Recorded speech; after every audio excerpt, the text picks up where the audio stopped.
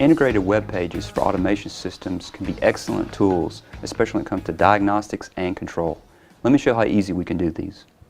First step is we're going to choose a current project. I'm going to click Open. Ultimately, I don't want to go back and recreate anything I've done for my current automation system. I just want to tie to it. That's it. So now the project is opened.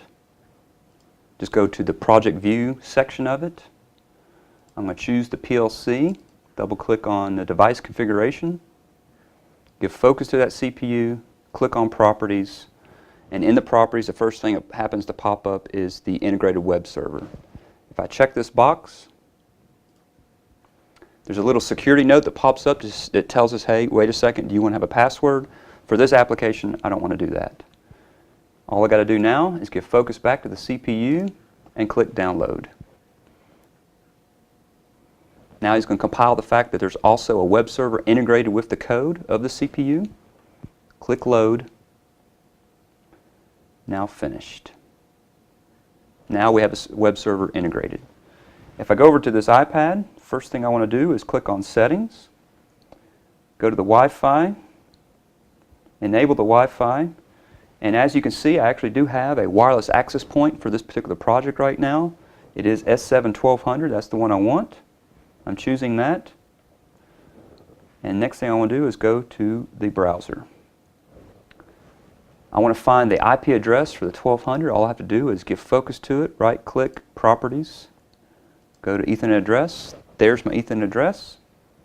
Click on the field, and 192.168.0.1 go. So now I have the web server up. If I enter it, the first page is an example representation graphically of the 1200 with the status LEDs, green, red, whatever they may be, including some basic information, IP address and part number. We've also got an identification page that gives a little bit more detail about this unit, as well as a communication page. So the next thing is we can actually create faults, for instance, with this automation system.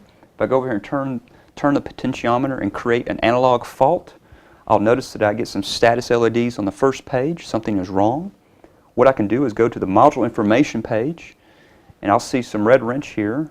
If I click on that, now it actually tells me that the analog module has something wrong with it.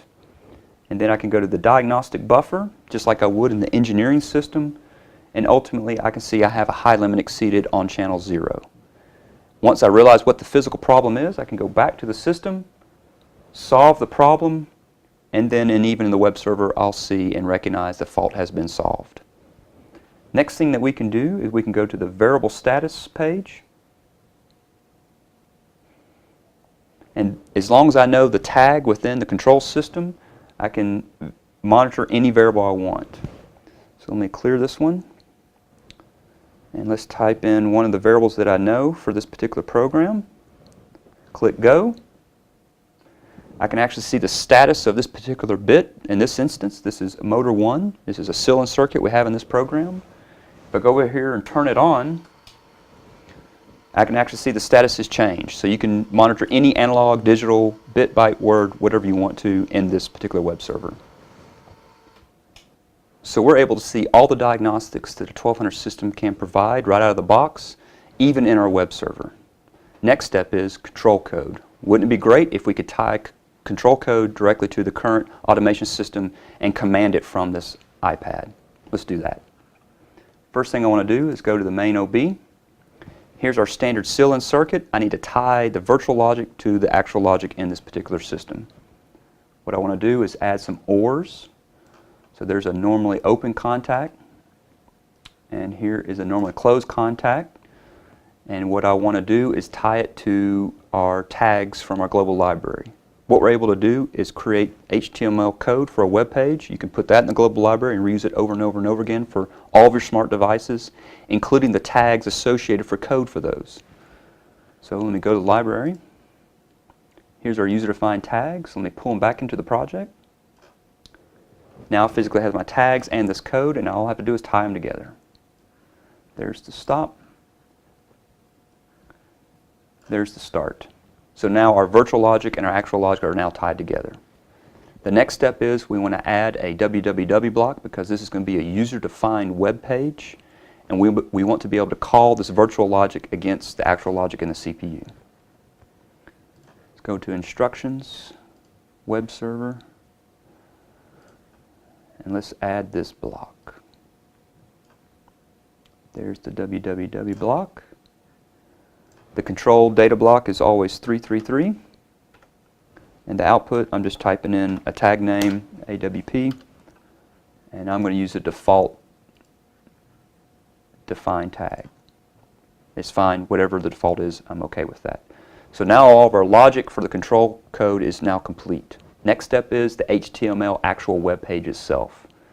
What we need to do is go back to the device configuration, give focus to CPU, click on Properties, and then go down to the Web Server section. And we have two fields here. The first field is the HTML directory field. So let me go find the actual point where we have this in our system. It is that one. Click OK. And then I actually need to point to the page as well. So the page is called index. Click on Open. So now all I need to do is click this Generate Blocks button. So we'll actually generate the actual HTML code for the web server in the system itself, and we'll put it into the actual project.